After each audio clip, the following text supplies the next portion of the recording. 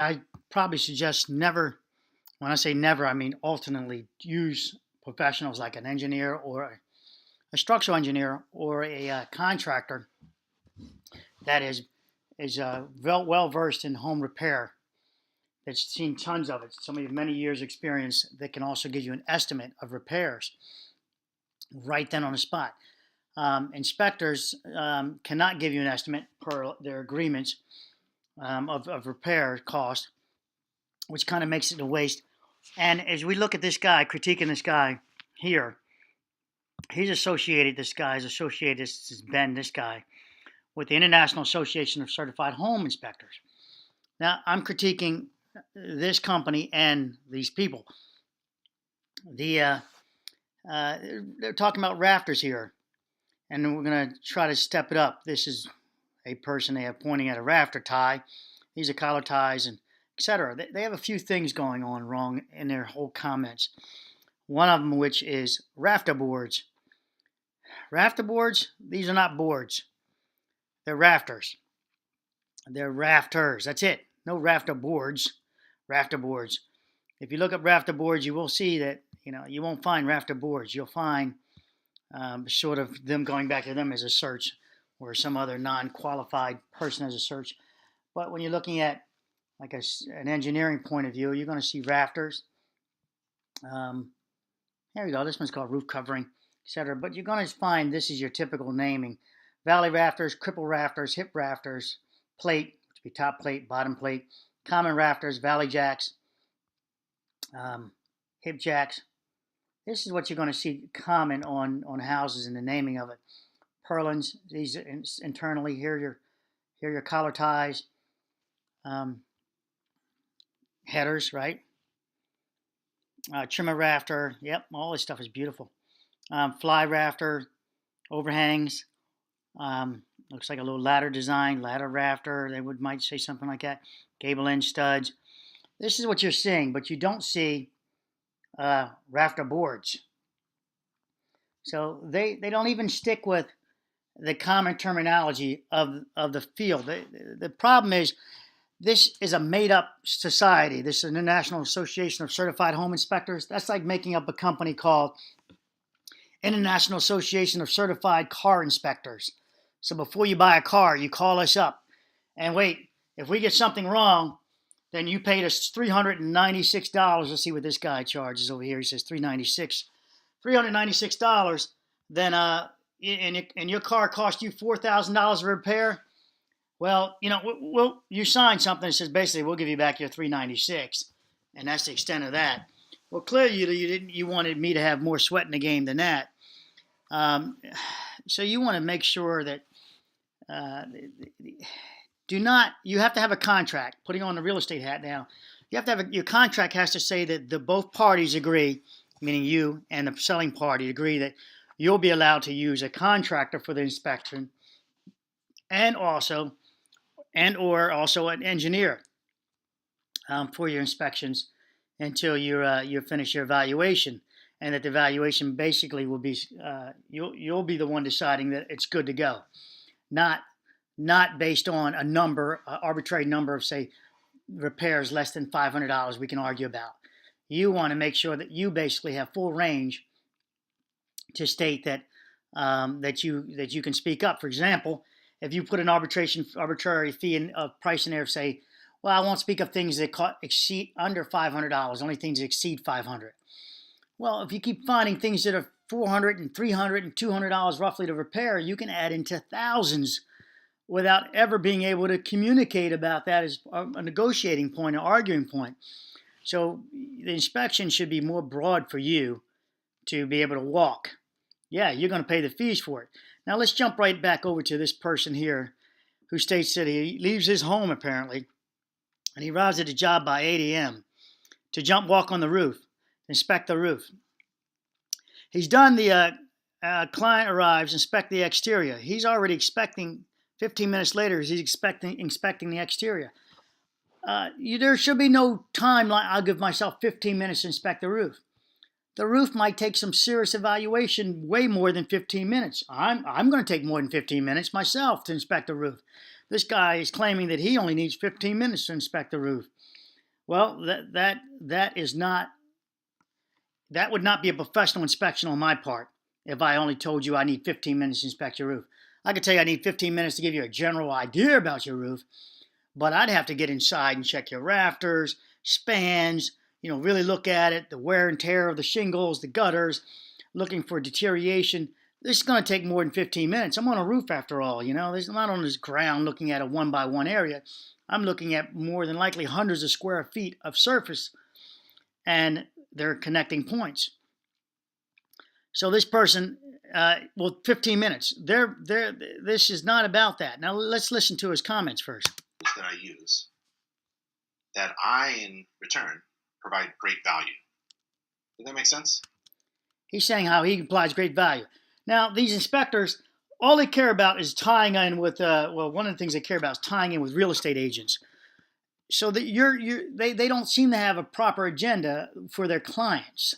Whereas if you had a contractor that has a proper agenda, that he's trying to find money. So he's going to try to find something wrong. An engineer might not want to find everything wrong because he doesn't want to point out everything, because then he might have to do a report on it. So that would be a conflict of, say, an engineer. So you want to limit the engineer to some structural things and want a report from him too, not just it looks good. You want it in written form so you can jam them up, insurance-wise. A contractor, an experienced home renovator, like I said, will charge you, pay the $400 for him. Tell him, I want you to find $400 and I want you to go in this like you want to make some money. And so, because you would be my contractor. And tell him, yes, you want him to go in at it like that. And at the same time, you want to ask him things like, if I want to take this wall out, what do you think you would charge me for it? Now, they're going to always give you a price, even though they should not be taking out a wall unless they're somehow licensed to do that structurally. Non-load-bearing wall, they can take out. All right, so, sorry, I'm eating a bite of a raisin. He's also inspecting the electrical panel.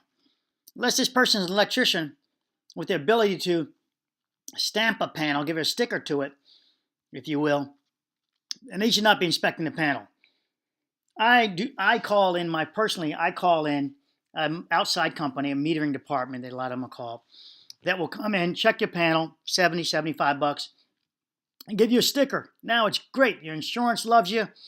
They'll point out what's wrong. I know how to find out what's wrong, but I want the sticker on my panel for insurance reasons. When they talk about the electric in a particular policy, I want to say it's been inspected by a certified company who's now certified it as of this date that this panel is safe, a safety inspection. They go, awesome, and there's a sticker on there. That's worth money to your insurance and also peace of mind. This person has an interest that they might not want to point out everything and they want to generalize and talk down. Well, they're not electricians, so they don't have they're not electrician, they're operating out of their field. Home inspectors, some of these municipalities allow them to this greater range now.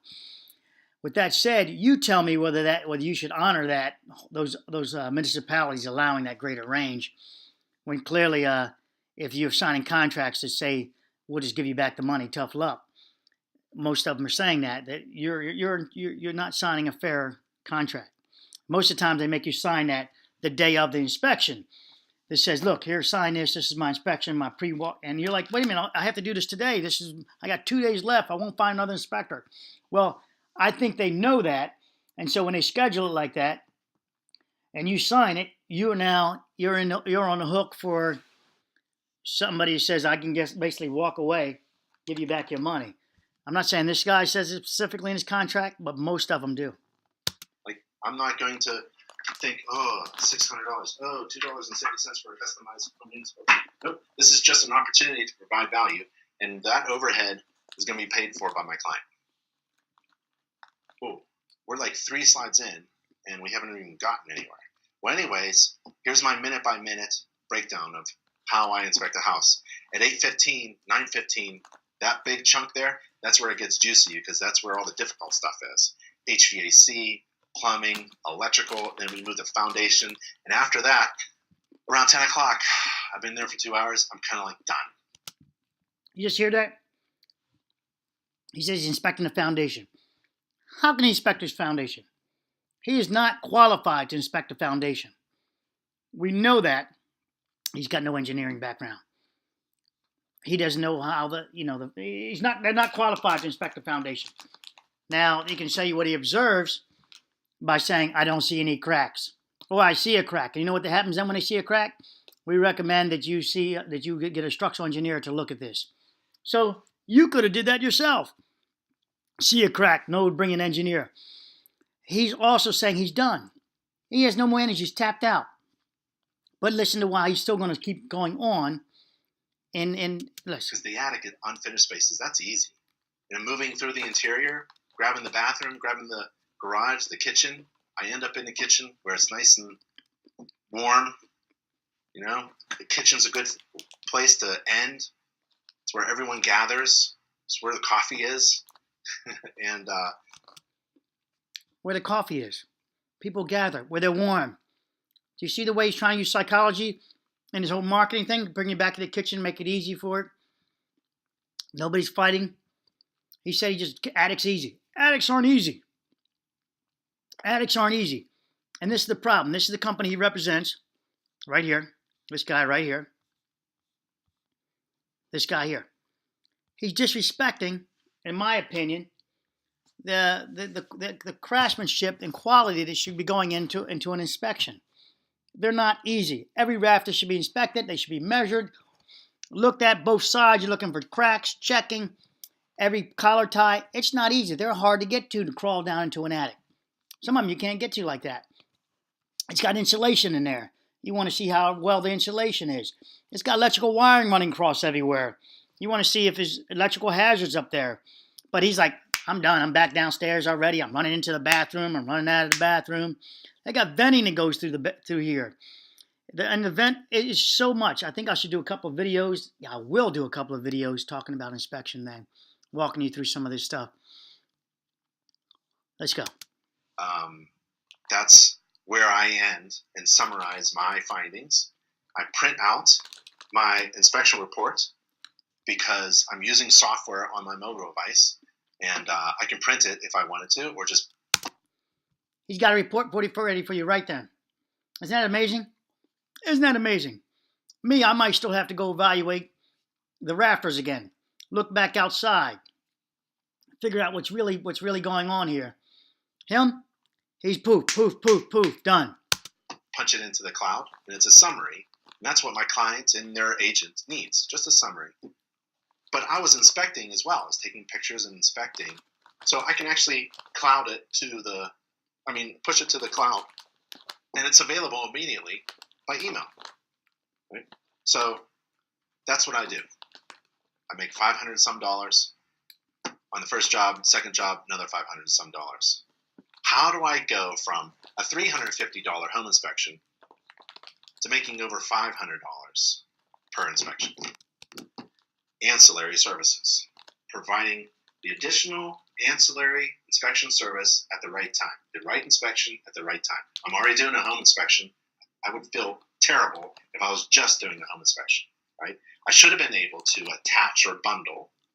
One way to distinguish yourself from others is to bundle services. Everyone loves bundling. Bundle some services or products, and reduce the price of the whole a little bit, right? If you individually add them up. All right. He doesn't show his bundling over here, but apparently he might be talking about wood destroying insect reports and also radon. Those are your extras. Most of them do not inspect the garages or sheds, things like that. Clearly, you might want to put that in your contract to get that done. Now, let's enough beating this guy up. I can beat all these guys up all day long. I can show you that I can probably get you certified as an inspector within a heartbeat, within just sending the money over that you can start inspecting with nobody underneath of you. Let's see if I can do that real quickly. And I'll do more videos like this. I think I might call them, home inspection scams or something like that. Title them in, my title, I give them to the, somewhere in my grouping, I might call it that. You just have to find it. What do you call it? Let me think for a second. The playlist.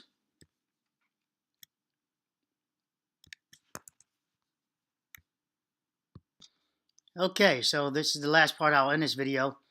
This is how you become a home inspector. Watch how easy it is. Here we go. Listen to him. To become an InterNACHI certified home inspector and attain the Certified Professional Inspector CPI designation and certificate, Certified professional, right? Here we go. you must complete the following steps. Step 1. Pass the online inspector examination. This exam is free and online. Online, not in the field, online. So you just, you've never been inside a house. You lived in an apartment all your life. Yes, you can become a home inspector. Here we go. Open to everyone, including non-members. It will identify strengths and weaknesses as a home inspector. Step 2. Join InterNACHI as a member. Step 3. Complete the Code of Ethics course, which is online and free for members. Step 4. Complete the Standards of Practice course, which is online and free for members. Online free. Step 5. Write and submit 4 mock or simulated inspection. Mock or simulated inspections. Not real deal. That's all. Keep going. Reports to InterNACHI using InterNACHI's free software. Step 6. Sign your affidavit to enroll in the certificate program. Listen to this. By completing Step 1 through Step 6, you'll be considered an InterNACHI certified home inspector, and you'll be awarded the CPI designation. Isn't that sweet? You'll be rewarded with the CPI designation. To maintain your certification, you'll have to complete 12 courses within 1 year, but the courses are online and free for members. Welcome to InterNACHI. That's it. No surprise. Bala, bala, bala. I just made that one up, right? Like voila. Put a B in front of it. International, you'll become a home inspector. Yay! You now can go make $500, $1,000, whatever you want. Just go ahead and, put your whatever. International online inspectors examination, continuing education, inspection videos. I should end this video with that, but I don't need to beat this up. This is just trying to teach you online how this works. Does that guy look familiar? This guy look familiar as this guy? Same guy, right? Same guy. This stuff is junk. It's junk. So make sure you get your contract signed that says you're allowed to bring a contractor and or an engineer, or both, as many professionals as you choose, but please put it in written form because these contracts usually limit you to saying you've got to use a home inspector, meaning a certified home inspector, meaning one of these people that just did that nothing thing and all they care about is making $500 off of you, apparently, and also keeping the job with the real estate agent, keeping them keep recommending you. So what do you think that's going to happen there? They're going to be biased towards not getting. You can't make a house fail. Well, first off, they don't really have the skill set to make it fail properly. I don't, mostly, but they mess it up a lot with this guy like being an electrical panel or talking about the plumbing because it's based on what the data they're getting is on, like this guy saying what's going on here. This is okay based on this pitch. This angle is this rafter board. Well, it's not a rafter board. It's a rafter. And, they don't even call the names right on this stuff. So don't, please, this is my warning. And I'm going to do a few more videos like this about how to do inspection, what you're looking at.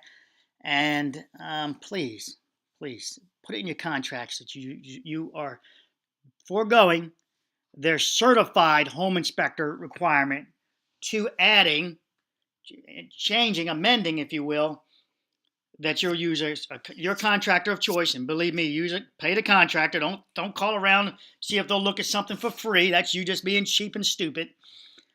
Pay the money for a skilled contractor, and have them, question them, drill them with all the stuff that you might want to know. If they stumble, dump them. Get the next guy. Now, and then also a home inspector. Engineer. With all that said, I'd recommend you get a separate, that you put in there that you get a separate roofer, a real roofer to inspect your roof. Somebody's going to try to make money off you. That way they'll look at the roof proper. That you do reserve the right for the engineer. You probably won't need them just yet. Use the contractor. Use the engineer when you see cracks or foundation breaks and things like that. If you want to move a wall or something like that, have the engineer come out with the contractor. Allow for multiple inspection times, not just one day. jump on it fast, allow, the 10 days, have your system set up with your contractors and your engineer. Yes, you're going to pay. This is a good money well spent. You're going to have, so your roofer's going to charge you like $75 to do a certified inspection. Have your wood destroying insect guy ready. You don't need the wood destroying insect guy if your contractor says that, this is a no-go. You don't need the roofing guy if the contractor says the building's no-go. So line it up. Perhaps you'll have the roofer guy come out first, the most expensive choice, and he says you're $15,000. You paid him $75. You don't bring the rest of the people in. You just say, no, I'm calling it a day right now. I'm not giving $15,000 for the roof. You call it a day. These guys can give you pricing. These guys, usually their code of ethics or whatever, say they cannot give you pricing on repairs. You need to know what things are going to cost. Oh, we're not allowed to do that. You see it in the contract. You signed it. All right. So, and I say these guys, I mean in general, all of the guys, all of them in general, say that.